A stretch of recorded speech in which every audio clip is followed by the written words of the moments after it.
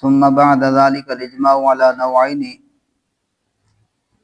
مركب وغير مركب فالمركب ما اجتمع عليه الآراء على حكم الحادثة مع وجود الاختلاف في العلة ومثاله الإجماع على وجود الانتقاض عند القي ومس المرأة۔ کل ہم نے اجماع کی ادلہ شریعہ میں سے تیسری بحث اجماع کی بات شروع کی۔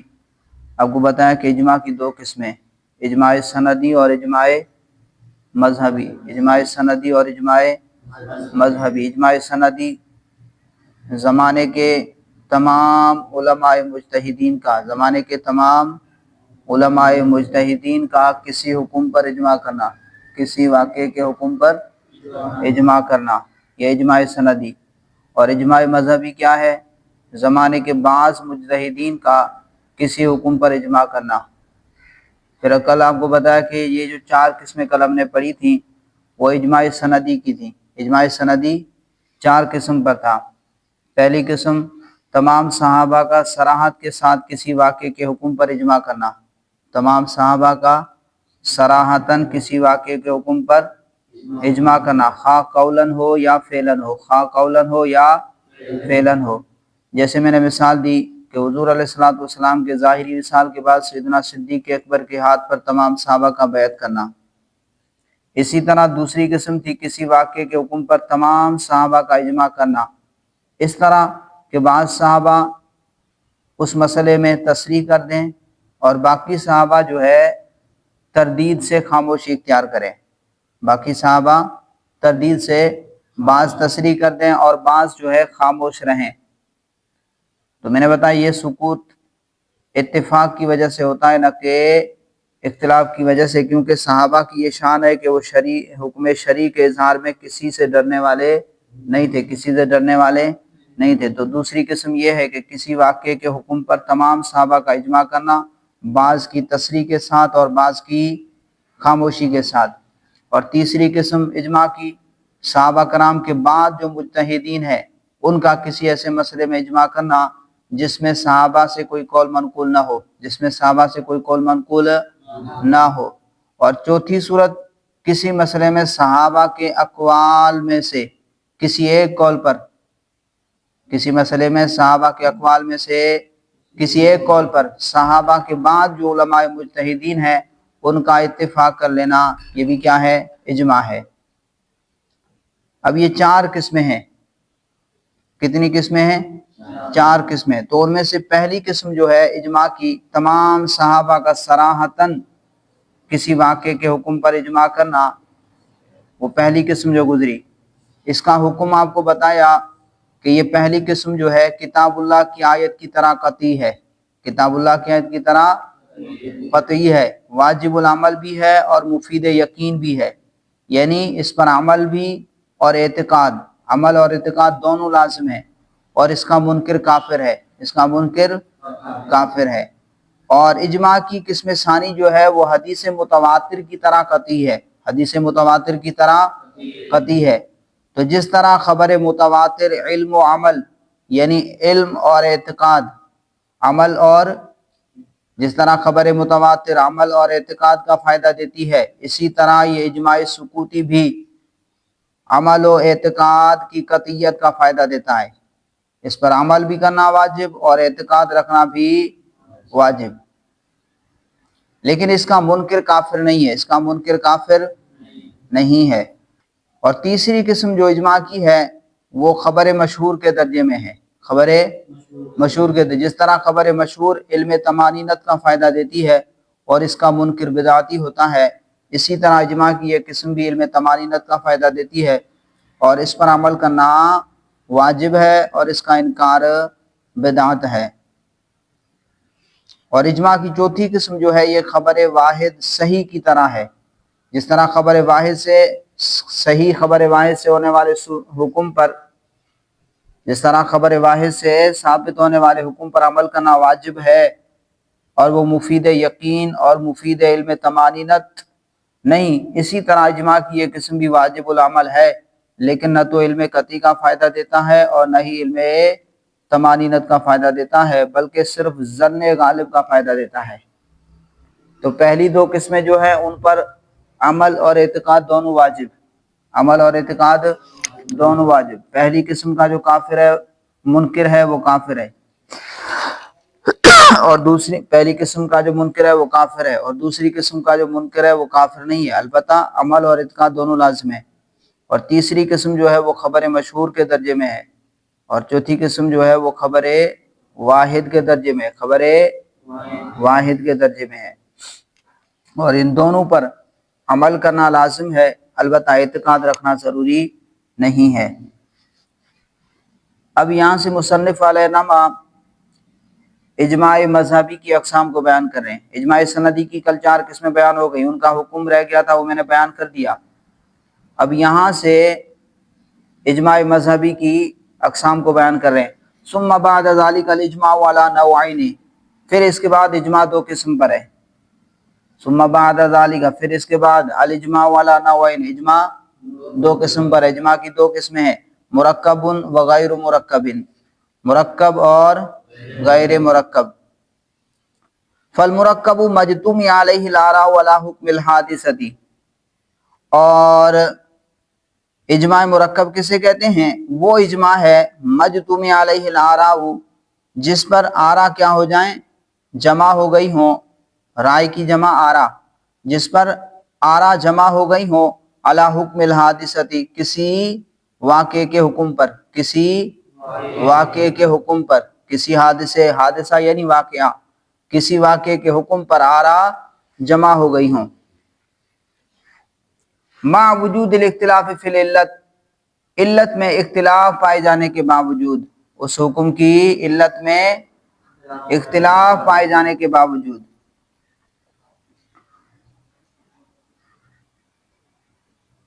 ومثالہ الاجماع علی وجود الانتقاد عند القیء ومس المرأة، اب اجماع مذہبی مرکب جس میں کسی واقعے کے حکم پر زمانے کے بعض مجتہدین کی آراء متفق ہوں، لیکن اس حکم کی علت میں کیا ہو؟ اختلاف ہو، اس حکم کی علت میں کیا ہو؟ اختلاف ہو۔ ومثالہ الاجماع علی وجود الانتقاد عند القیء ومس المرأة، اور اس کی مثال قیء اور مس مرأة کے وقت نقض وضو کے پائے جانے پر اجماع ہے، نقض وضو کے پائے جانے پر عند القیء ومس المرأة، قیء اور مس مرأة کے وقت۔ اس کی مثال الاجماع، وہ اجماع ہے علی وجود الانتقاد، نقض وضو کے پائے جانے پر عند القیء ومس المرأة، مس مرأة اور قیء کے وقت، قیء اور مس مرأة کے وقت۔ تو اب جیسے مثال کے طور پر ایک باوضو آدمی کو قیء آ گئی، پھر اس نے ایک عورت کو ہاتھ لگا لیا، تو امام اعظم اور امام شافعی علیہ الرحمہ کے ہاں بالاتفاق اس کا وضو ٹوٹ گیا، اس شخص کا وضو ٹوٹ گیا، لیکن دونوں امام جو ہیں وضو ٹوٹنے کے حکم میں متفق ہیں، نقض وضو کے حکم میں متفق ہیں، لیکن امام صاحب کے نزدیک نقض وضو کا ٹوٹنا، اس کی علت کیا ہے؟ قیء کا آنا ہے۔ کیا ہے؟ قیء کا آنا ہے۔ مس مرأة سے وضو ٹوٹتا ہے ہمارے ہاں؟ نہیں ٹوٹتا جی۔ اور امام شافعی کے نزدیک نقض وضو کی علت مس مرأة ہے، ان کے نزدیک قیء ناقض وضو نہیں ہے۔ دونوں نے، ایک شخص کو قیء بھی آئی اور اس نے مس مرأة بھی کیا، تو امام اعظم کے نزدیک علت کیا ہے؟ وضو کے ٹوٹنے کی قیء کا آنا، اور امام شافعی کے نزدیک علت کیا ہے؟ مس مرأة ہے۔ اچھا، یہاں پر مصنف علیہ رحمہ اجماع مذہبی کی تعریف، غیر مرکب کی تعریف نہیں کی، اجماع مذہبی غیر مرکب کی تعریف نہیں کی، صرف مرکب کی تعریف کی ہے۔ تو غیر مرکب کی تعریف، مرکب کی تعریف سے خود سمجھ لیں کہ جس میں کسی واقعے کے حکم پر زمانے کے بعض مجتہدین کا اجماع، زمانے کے بعض مجتہدین کا اجماع ہو جائے اور اس حکم کی علت میں بھی اتفاق ہو۔ یہاں پر کیا ہے؟ علت میں اختلاف ہو۔ مرکب میں کیا تھا؟ علت میں اختلاف ہو، تو غیر مرکب میں کیا ہو؟ اس حکم کی علت میں بھی اتفاق ہو، یعنی حکم اور علت دونوں میں متفق ہوں۔ جیسے مثال کے طور پر امام اعظم اور امام شافعی کے نزدیک بالاتفاق وضو ٹوٹ جاتا ہے کہ جو بھی چیز جی سبیلین سے نکلے، جو بھی سبیلین سے نکلے، دونوں راستوں سے جو بھی چیز نکلے تو وہ کیا ہے؟ ناقض وضو ہے۔ جو بھی چیز سبیلین سے خارج ہو تو پھر وہ کیا ہے؟ ناقض وضو ہے۔ تو اس مثال کی اجماع مذہبی مرکب کی مثال قے اور مس مرا کے وقت نقض وضو کے پائے جانے پر اجماع ہے، نقض وضو کے پائے جانے پر اجماع ہے۔ اما عندنا فبناء علی القی وما عنده فبناء علی المس، اور ہمارے ہاں باقی ہمارے نزدیک نقض وضو فبناء علی القی تو اس کی بنا پر کس پر ہے؟ قے پر ہے۔ وما عنده فبناء علی المس، اور امام شافعی علیہ الرحمہ کے نزدیک نقض وضو کس پر ہے؟ مس مرا کی بنا پر ہے۔ ثم هذا النوع من الاجماع لا يبقى حجة بعد ظهور الفساد في احد الماخذين، پھر اجماع کی یہ قسم، ثم هذا النوع من الاجماع، پھر اجماع کی یہ قسم لا يبقى حجة، یہ بطور حجت باقی نہیں رہتا بعد ظہور الفساد فی احد الماخذین، فساد کے ظاہر ہونے کے بعد دونوں ماخذوں میں سے کسی ایک میں، یعنی یہاں پر دونوں علتوں میں سے کسی ایک علت میں بھی فساد ظاہر ہونے کے بعد یہ اجماع جو ہے، اجماع کی یہ قسم جو ہے یہ حجت بن کر باقی نہیں رہتا۔ اجماع مرکب کی دو علتوں میں سے کسی ایک علت میں بھی فساد ظاہر ہو جائے تو اجماع حجت باقی نہیں رہتا۔ مثلا جب باوضو آدمی کو قے آ جائے اور مس مرا بھی کر لے تو امام اعظم اور امام شافعی کے نزدیک بالاتفاق اس کا وضو ٹوٹ گیا، لیکن جب ان کی بیان کردہ علتوں یعنی مس مرا اور قے میں سے کسی ایک علت میں فساد ظاہر ہو جائے، اس طور پر کہ قے کے ناقض وضو نہ ہونے پر کوئی دلیل شرعی قائم ہو جائے، کوئی شرعی دلیل قائم ہو جائے، تو امام صاحب یقیناً قے کے ناقض وضو ہونے کے قائل نہیں ہوں گے۔ جب شرعی دلیل قائم ہو جائے تو امام صاحب قے کے ناقض وضو ہونے کے قائل نہیں رہیں گے، کیونکہ جس علت پر وضو کے ٹوٹنے کا حکم لگایا تھا وہ علت ہی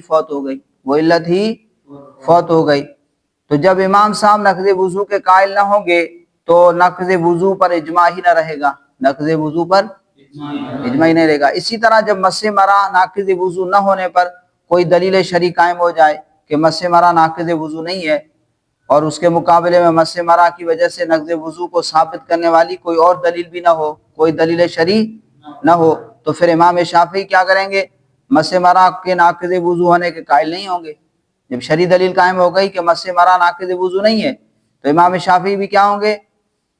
مس مرا سے ناقض وضو کے قائل نہیں ہوں گے، کہ اس لیے کہ جس علت پر نقض وضو کے ٹوٹنے کے حکم کا مدار تھا، ناقض وضو کے حکم کا مدار تھا، وہ علت ہی فاسد ہو گئی، تو جب فساد علت کی وجہ سے امام شافعی نقض وضو کے قائل نہیں رہے تو اس آدمی کے وضو کے ٹوٹنے پر اجماع بھی باقی نہ رہا۔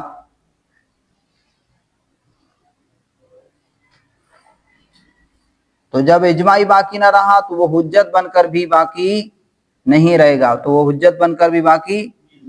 گا، تو کہا اجماع کی یہ قسم جو ہے دونوں علتوں میں سے کسی ایک علت میں بھی بعد ظہور الفساد، فساد کے ظاہر ہونے کے بعد لا یبقى حجتن، یہ حجت بن کر باقی نہیں رہتا۔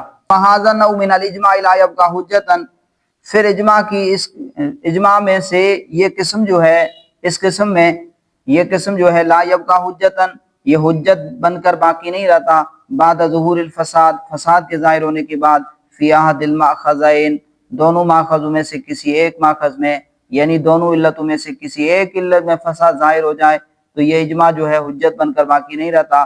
حتی لو ثبت، یہاں تک کہ اگر ثابت ہو جائے کہ ان القی غیر ناقض، کہ قے جو ہے وہ غیر ناقض ہے، قے جو ہے وہ کیا ہے؟ غیر ناقض للوضو ہے۔ فابو حنیفہ رحمہ اللہ، تو امام اعظم ابو حنیفہ رحمہ اللہ لا یقول بالانتقاض فیہ، تو امام اعظم ناقض وضو کا قائل نہیں ہوں گے۔ فابو حنیفہ لا یقول بالانتقاض فیہ، تو امام ابو حنیفہ رحمہ اللہ قے کی صورت میں نقض وضو کے قائل نہیں ہوں گے، امام ابو حنیفہ قائل نہیں ہوں گے بالانتقاض فیہ، اس میں یعنی قے کی صورت میں نقض وضو کے قائل نہیں ہوں گے۔ وَلَوْ ثَبَتَ أَنَّ الْمَسَّ غَيْرُ نَاقِضٍ، اور اگر یہ ثابت ہو جائے کہ مس مرا جو ہے ناقض وضو نہیں ہے، فالشافعی لا یقول بالانتقاض فیہ، تو امام شافعی رحمہ اللہ مس مرا کی صورت میں نقض وضو کے قائل نہیں ہوں گے، تو وہ نقض وضو کا قول نہیں کریں گے۔ لفساد العلت، اس علت کے فاسد ہونے کی وجہ سے، التی بنی علیہ الحکم، جس پر حکم کی بنیاد تھی، وہ علت جس پر حکم کی بنیاد تھی۔ والفساد متوہم فی الطرفین لجواز ان یکون ابو حنیفہ رحمہ اللہ تعالی مصیبا فی مسئلۃ المس مخطئا فی مسئلۃ القی۔ اب یہاں سے ایک اعتراض ہے، اس کا جواب دے رہے ہیں کہ وہ یہ کہتے ہیں کہ اجماع مرکب ہی فاسد ہے۔ اعتراض یہ ہے کہ اجماع مرکب ہی فاسد ہے، اس لیے کہ جب کسی ایک مسئلے میں اختلاف ہو جائے تو عند اللہ ایک جو ہے حق پر ہوگا اور دوسرا باطل پر ہوگا، ایک حق پر ہوگا اور دوسرا باطل پر ہوگا۔ اسی طرح قے کے ناقض وضو ہونے اور نہ ہونے میں اختلاف ہے، قے کے ناقض وضو ہونے اور نہ ہونے میں اختلاف ہے، تو ایک امام ناقض ہونے کے قائل ہیں اور دوسرے امام غیر ناقض ہونے کے قائل ہیں، تو جب ایک امام کی بات حق ہے تو دوسرے امام کی بات کیا ہے؟ باطل ہے جی، وہ دوسرا امام حق پر نہیں ہے، تو معلوم ہوا کہ نقض وضو کے حکم پر اجماع علی الباطل ہے، اجماع علی الباطل ہے، اور اجماع علی الباطل جو ہے وہ صحیح نہیں ہوتا، فاسد ہوتا ہے، وہ کیا ہوتا ہے؟ فاسد ہوتا ہے۔ تو اس کا جواب دے رہے ہیں کہ یہ جو آپ نے کہا کہ ایک امام جو ہے حق پر ہوتا ہے اور دوسرا کیا ہوتا ہے؟ خطا پر ہوتا ہے، ایک حق پر ہوتا ہے دوسرا خطا پر ہوتا ہے، تو اس میں دونوں احتمال ہوتے ہیں، کیا ہوتے ہیں؟ دونوں احتمال ہوتے ہیں، ثواب کا بھی اور خطا کا بھی، ثواب کا بھی اور خطا کا بھی، لیکن کسی امام کے بارے میں قطعی طور پر یقین سے نہیں کہہ سکتے کہ یہ حق پر ہے اور یہ خطا پر ہے۔ یقین سے کہہ سکتے ہو کہ ایک امام حق پر ہے اور دوسرا خطا پر ہے، دونوں یہ جو نہیں ہے۔ تو زیادہ سے زیادہ ہم یوں تعویل کر سکتے ہیں کہ ہمارے امام صاحب کا قول درست ہے اور خطا کا احتمال بھی رکھتا ہے، اور ان کے امام کا قول خطا ہے اور ثواب کا احتمال بھی رکھتا ہے جی۔ تو اب اس اجماع میں علت کے فساد کا وہم دونوں جانب میں ہے، دونوں طرف فساد کا وہم ہے، کسی ایک امام کی علت میں فساد قطعی طور پر متعین نہیں ہے، قطعی طور پر متعین نہیں ہے، کیونکہ یہ ہو سکتا ہے کہ امام ابو حنیفہ مس مرا کے ناقض وضو نہ ہونے میں ثواب پر ہوں، درست ہوں، اور قے کے ناقض وضو ہونے میں خطا پر ہوں جی، اور اس صورت میں امام صاحب کی بیان کردہ علت میں فساد ہوگا، ٹھیک ہے۔ تو جب امام صاحب کی بیان کردہ علت میں فساد ہوگا تو امام صاحب کے نزدیک وضو نہیں ٹوٹے گا، اور اسی طرح یہ بھی ہو سکتا ہے کہ امام شافعی قے کے ناقض وضو نہ ہونے میں درست ہوں، حق پر ہوں، اور مس مرا کے ناقض وضو ہونے میں خطا پر ہوں، اس صورت میں جو ہے امام شافعی کی بیان کردہ علت میں فساد ہوگا۔ تو جب امام شافعی کی بیان کردہ علت میں فساد ظاہر ہوگا تو امام شافعی کے ہاں بھی اس کا وضو نہیں ٹوٹے گا۔ تو جب فساد علت کا وہم دونوں طرف ہے، فساد علت کا وہم دونوں طرف ہے، یعنی دونوں میں سے ہر ایک امام کا مخطی ہونا بھی اس کا بھی احتمال ہے اور مصیب ہونے کا بھی احتمال ہے، تو فساد کسی ایک جانب بھی متعین نہیں ہے، فساد کسی ایک جانب بھی احتمال ہے لیکن متعین نہیں ہے۔ تو علت کے فساد کا یہ وہم اجماع علی الباطل کی طرف مفضی نہیں ہوگا، یہ ایسا نہیں ہوگا کہ اجماع علی الباطل کی طرف لے جائے، لہذا یہ اجماع درست ہے، یہ اجماع درست ہے۔ والفساد متوہم فی الطرفین، اور فساد کا وہم دونوں جانب میں ہوتا ہے، لجوازی اس لیے کہ ممکن ہے، ان یکون ابو حنیفہ رحمہ اللہ تعالی مصیبا فی مسئلۃ المس مخطئا فی مسئلۃ القی، ان یکون ابو حنیفہ رحمہ اللہ تعالی مصیباً، کہ امام ابو حنیفہ رحمہ اللہ مس مرا کے مسئلے میں مصیب ہو، ثواب اور درستگی کو پہنچنے والے ہوں، مختیان فی مسالۃ القی، اور کئی کے مسئلے میں مختی ہو، خطا کرنے والے ہوں، والشافعی رحمہ اللہ تعالی مصیباً فی مسالۃ القی مختیان فی مسالۃ المسی، اور یہ بھی ممکن ہے کہ امام شافعی علیہ الرحمہ مصیب یعنی مصیب ہو، ثواب اور درستگی کو پہنچنے والے ہوں، فی مسالۃ القی کئی کے مسئلے میں، مختیان فی مسالۃ المس، اور مختی ہوں جی مس مرا کے مسئلے میں، مس مرا کے مسئلے میں۔ فلا یؤدی ھذا الی بناء وجود الاجماع علی الباطل بخلاف ما تقدم من الاجماع،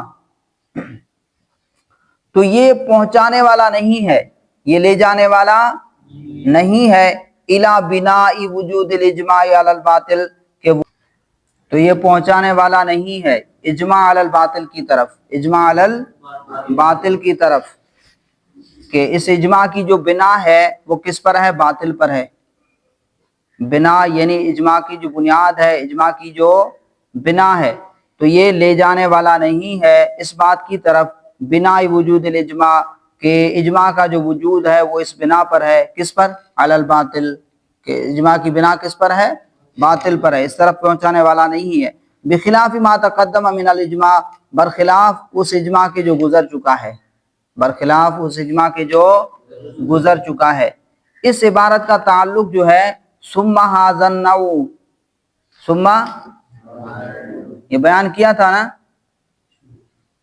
ثم ھذا النوع من الاجماع، اس عبارت کا تعلق اس سے ہے۔ تو عبارت کا مطلب یہ ہے کہ اجماع مرکب تو دو علتوں میں سے کسی ایک علت میں فساد کے ظاہر ہونے کی وجہ سے حجت باقی نہیں رہتا، لیکن اجماع کی وہ قسم جس کا ذکر پہلے ہو چکا، یعنی اجماع غیر مرکب، یعنی وہ اجماع جو غیر مرکب ہے، اس میں فساد علت کا وہم ہی نہیں ہوتا، اس میں فساد علت کا وہم ہی نہیں ہوتا، کیونکہ اس قسم میں علت پر بھی اجماع ہوتا ہے۔ بھئی ایک ہے مرکب اور ایک ہے غیر مرکب، غیر مرکب میں جی علت بھی ایک ہی ہوتی ہے، دونوں امام کیا ہوتے ہیں؟ متفق ہوتے ہیں، اور علت میں بھی اختلاف نہیں ہوتا۔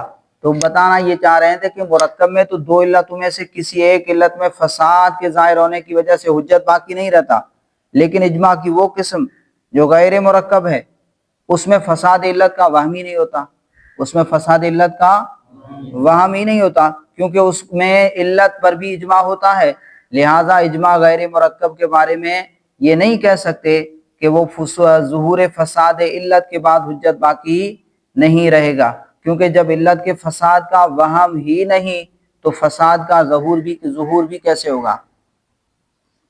تو جب علت کے فساد کا ظہور نہیں ہوگا، علت کے فساد کا ظہور نہیں ہوگا تو اس کے حجت نہ رہنے کا سوال بھی پیدا نہیں ہوگا۔